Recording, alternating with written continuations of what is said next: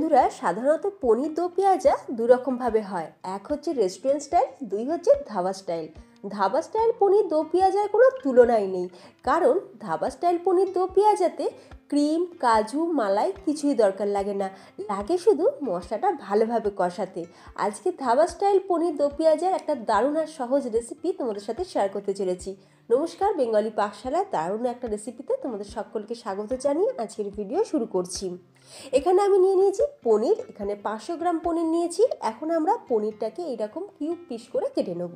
পনিরের পিসগুলো কিন্তু খুব বেশি ছোট করলে হবে না, কারণ দো পেঁয়াজার ক্ষেত্রে পনিরের পিসগুলোকে একটু বড় করেই কাটতে লাগে। পনিরটা পুরোটা কেটে নিয়েছি। এবার আমরা গ্যাসের ওপর বসিয়ে দিয়েছি একটা ফ্রাই প্যান, তাতে দিয়ে দিলাম সাদা তেল। তেলটা ফ্রাই প্যানের গায়েতে খুব ভালোভাবে লাগিয়ে নেব। আর এখন আমি মোটামুটি বড় চামচে 1.5 চামচ পরিমাণে তেল দিয়েছি। এবার তেলটা ভালোভাবে গরম হয়ে যেতে এখানে দিয়ে দিচ্ছি ক্রাশ করা জিরে আর গোটা ধনিয়া। গোটা জিরে আর গোটা ধনিয়া আমি হাফ গুঁড়ো করে নিয়ে তারপর সেটাকে তেলের মধ্যে দিয়ে একটু ফ্রাই করে নেওয়ার পরেই দিয়ে দিলাম পনিরগুলোকে দিয়ে কয়েক সেকেন্ড একটু আমরা ফ্রাই করে নেব। তবে কিন্তু পনিরের কালারটা চেঞ্জ হবে না, হালকা কালার থাকবে। পনির খুব বেশি যদি কুক করে ফেলা যায় তাহলে কিন্তু পনিরটা ছিবা হয়ে যায়, রাবার হয়ে যায়, খেতে কিন্তু মোটেও ভালো লাগে না। পনিরটাকে একটু সটে করে নেওয়ার পর দিয়ে দিচ্ছি অল্প সামান্য পরিমাণে একটু নুন, কালারের জন্য দিয়ে দিলাম কাশ্মীরি লাল লঙ্কার গুঁড়ো, আর একদম অল্প সামান্য একটু হলুদ। এরপর দুটো পেঁয়াজ আমি এইরকম কিউব করে কেটে নিয়েছিলাম। পেঁয়াজের ওপরে যে পার্টগুলো সেগুলোকে আলাদা করে নিয়ে সেই দুটো পেঁয়াজ আমি এখানে এইভাবে দিয়ে দিলাম। দিয়ে পেঁয়াজটাকেও পনিরের সাথে একটু আমরা সটে করে নেব। এই কাজটা কিন্তু খুন্তি বা স্প্যাচুলা দিয়ে না করে যদি ফ্রাই প্যানটাকে ধরে একটুখানি ঝাঁকিয়ে নিয়ে করা যায় তাহলে পনিরগুলো ভেঙে যাওয়ার কোনো রকম সম্ভাবনাই থাকে না। এবার দিয়ে দিচ্ছি কাসুরি মেথি দেওয়ার আগে হাতের মধ্যে একটুখানি ভালো করে ঘষে নিয়ে তারপরে দিয়ে দিতে হবে। দিয়ে আরও একবার ভালো করে একটুখানি সটে করে নেব। এবার আমরা পনিরটাকে ঢেলে রেখে দিলাম একটা প্লেটের মধ্যে।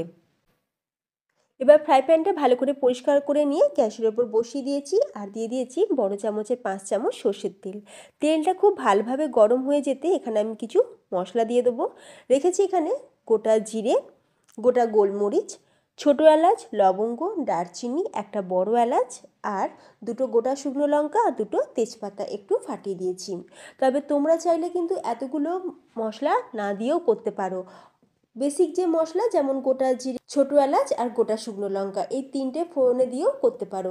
সেক্ষেত্রে গরম মশলার গুঁড়োর পরিমাণটা কিন্তু একটু বেশি দিতে হবে।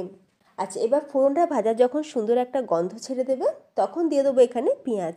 এখানে আমি 3টে মিডিয়াম সাইজের পেঁয়াজ একদম পাতলা পাতলা করে কেটে নিয়েছিলাম। পেঁয়াজটাকে দিয়ে আমরা এখন একটু ব্রাউন করে ভেজে নেব। পেঁয়াজের কালারটা যখন দেখবে চেঞ্জ হয়ে যাবে দিয়ে দিচ্ছি এখানে রসুন বাটা। তো এখানে আমি রসুনটা কিন্তু পেস্ট করিনি, আমি থেতো করে নিয়েছি। আর বড় চামচের 1 চামচ দিয়ে দিচ্ছি আদা আর কাঁচা লঙ্কা। এখানে দুটো কাঁচা লঙ্কার সাথে হাফ ইঞ্চি আদা একটু পেস্ট করে নিয়েছিলাম, মানে আদা আর কাঁচা লঙ্কা এটাকেও আমরা থেতো করে নিয়ে দিয়েছি। এবার এই মশলাগুলো খুব ভালোভাবে একটু ভাজা ভাজা হয়ে যাওয়ার পর দিয়ে দিচ্ছি কাশ্মীরি লাল লঙ্কার গুঁড়ো আর অল্প সামান্য একটুখানি হলুদ। এবার হলুদ আর লঙ্কা একসাথে দিয়ে আরও কয়েক সেকেন্ড একটু নাড়াচাড়া করে নেওয়ার পর দিয়ে দিচ্ছি এখানে দুটো মিডিয়াম সাইজের টমেটো যাতে তাড়াতাড়ি সফট হয়ে যায় সেই জন্য একটু নুন দিয়ে দিলাম। দিয়ে খুব ভালো করে একটু কষিয়ে নেবো। এবার টমেটো গলা পর্যন্ত আমরা অপেক্ষা করব। আর এই সময় আমি অল্প সামান্য একটুখানি জল দিয়ে দিলাম, এতে করে মশলাটা কিন্তু ফ্রাই প্যানের নিচে লেগেও যাবে না।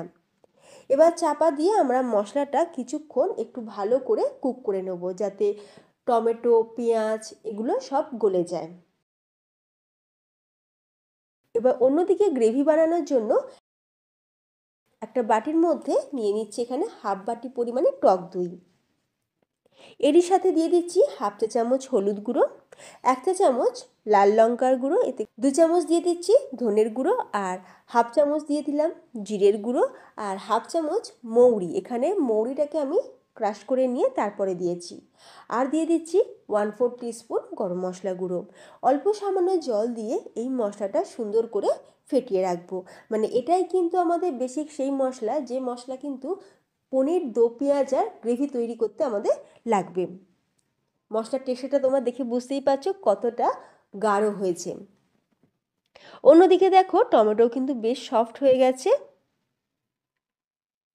এরপর যে মশলাটা আমরা টক দইয়ের সাথে মিশিয়ে রেখেছিলাম সেই মশলাটা আমরা দিয়ে দিলাম। আর দইটা দেওয়ার সময় কিন্তু গ্যাসের ফ্লেমটা লোতে রাখবে। মশলায় বাটি ধোয়া সামান্য পরিমাণে একটু জল দিয়ে এবার আমরা খুব ভালো করে কিন্তু কষিয়ে নেব। মশলা কষানোর সময় গ্যাসের ফ্লেমটা লোতেই রাখতে হবে। লো ফ্লেমে মশলা কষালে রান্নার টেস্ট কিন্তু দুর্দান্ত আসে। এবার চাপা দিয়ে আমরা কিছুক্ষণ মশলাটাকে আমরা কষিয়ে নিয়েছি। আর তোমরা দেখতেই পাচ্ছ কালারটাও কিন্তু কত সুন্দর এসেছে। তবে মশলাটা কিন্তু এখনও পুরোপুরি আমাদের কুক হয়নি, আরও কিছুক্ষণ আমি মশলাটাকে কুক করে নেব। আমি প্রথমেই বলেছিলাম ধাবা স্টাইল পনির দো পেঁয়াজা বানাতে মশলাটাকে কিন্তু ভালো করে কষিয়ে নিতে হবে। আর তোমরা দেখতেই পেলে এতে কিন্তু কাজু, ক্রিম, মালাই কিছুই দরকার লাগবে না, শুধুমাত্র মশলা কষানোটাই খুব ভালোভাবে করে নিতে হবে। আর আলটিমেট আমাদের মশলা কিন্তু খুব ভালোভাবে কষানো হয়ে গেছে, তেল ছেড়ে দিয়েছে। এরপর সটে করে রাখা পনিরগুলো আমরা দিয়ে দিলাম। খুব ভালো করে একবার একদম হালকা হাতে মিক্স করতে হবে, না হলে পনিরগুলো ভেঙে যাওয়ার একটা চান্স থাকতে পারে। হালকা হাতে খুব ভালো করে মিক্স করে নেওয়ার পর দিয়ে দিচ্ছি উষ্ণ গরম জল। এখানে আমি বড় কাপের 1 কাপ পরিমাণে উষ্ণ গরম জল অ্যাড করে দিলাম। দিয়ে একবার ভালো করে আরও একবার মিক্স করে নিলাম। তো দারুণ স্বাদের পনির দো পেঁয়াজা কিন্তু আমাদের একদম রেডি।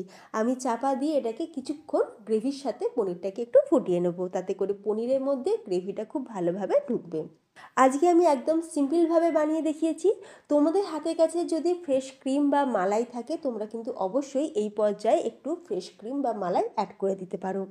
আজকের এই দারুণ স্বাদের পনির ও পেঁয়াজের রেসিপি যদি তোমাদের ভালো লেগে থাকে অবশ্যই ভিডিওতে একটা লাইক দিও, শেয়ার করো, আর তার সাথে আমার চ্যানেলটা সাবস্ক্রাইব করে পাশে থাকার জন্য অনুরোধ রইল। তাহলে ভিডিওটা এখানেই শেষ করলাম। তবে হ্যাঁ, ফেসবুক থেকে যারা ভিডিওটি দেখছো তোমাদের কাছে রিকোয়েস্ট রইল পেজটি ফলো করে নেওয়ার জন্য, আর ইউটিউব থেকে দেখলে চ্যানেলটি সাবস্ক্রাইব করে পাশে থাকার জন্য। তাহলে ফ্রেন্ডস, ভিডিওটা আজ এখানেই শেষ করলাম। তোমরা সকলে ভালো থেকো, দেখা হবে নতুন কোনো রেসিপির সাথে। ধন্যবাদ।